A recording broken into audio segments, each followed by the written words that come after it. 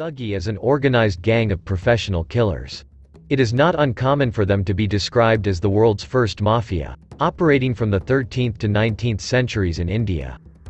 The word thug comes from the Sanskrit word thag, which means deceiver. For 6 centuries this gang has allegedly wreaked havoc in India, where the reason for their abomination is devotion to their worship. Other words grng thuggee killed for goddess Kali. Thuggee himself is notorious for ritualistic murders carried out in the name of the Hindu goddess Kali. As the embodiment of the goddess Shiva Parvati, goddess Kali is often depicted in a frightening appearance. He had black skin and a hideous face with a protruding tongue. His face or body is often depicted as covered in blood. Goddess Kali wears a snake skull necklace around her neck or feet. During the British occupation, this cult was still operating. So the word thug, which means villain, was introduced into the English language. Assassin groups in India to carry out his goal, namely by means of thuggee joining the nomads. After gaining their trust, the thuggee will kill the traveler. This is usually done by strangling with a handkerchief or rope. By using this quick and quiet method, the process leaves no blood behind. Thuggee also doesn't require any special weapons, except ropes or handkerchiefs. They would then rob their victims and bury them carefully.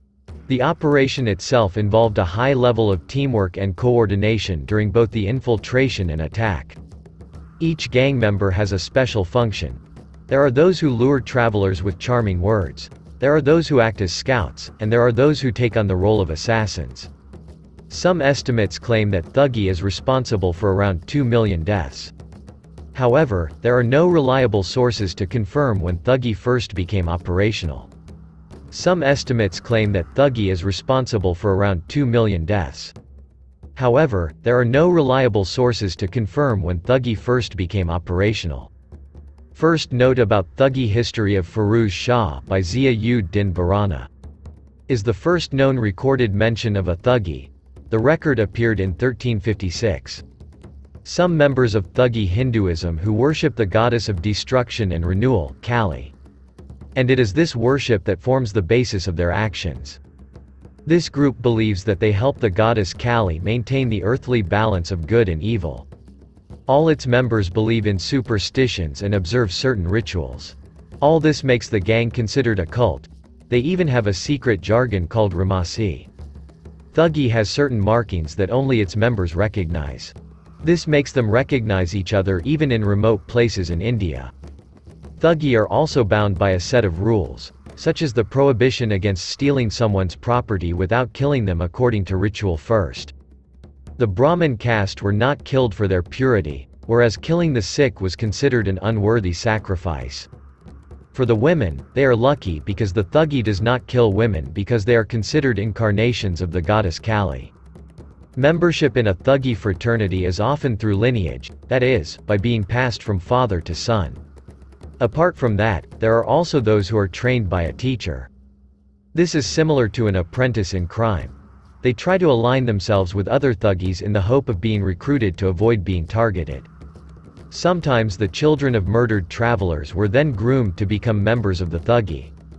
The reason is, the presence of children helps eliminate suspicion of this group when it is about to carry out its action. During the British occupation, thuggee was finally suppressed by the British rulers of India in the 1830s. The British government undertook the implementation of the thuggee and dacoity suppression measures. The law stipulated that any thuggee inside or outside the territory of the East India Company would be punished.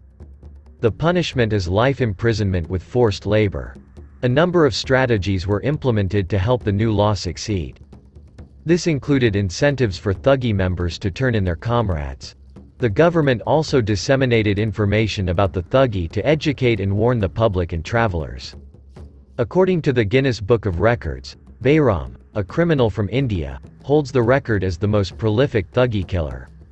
As leader of the thuggee cult in India's Oudh district, he strangled at least 931 victims. This event occurred between 1790 and 1840. After his arrest, in 1840 Bayram and his family were executed in Jabalpur. After at least 6 centuries of wreaking havoc across India, the days of the thuggee are over. Today, their reputation lives on in their name. Even the name of this group is now a term used to refer to aggressive and violent young criminals in India.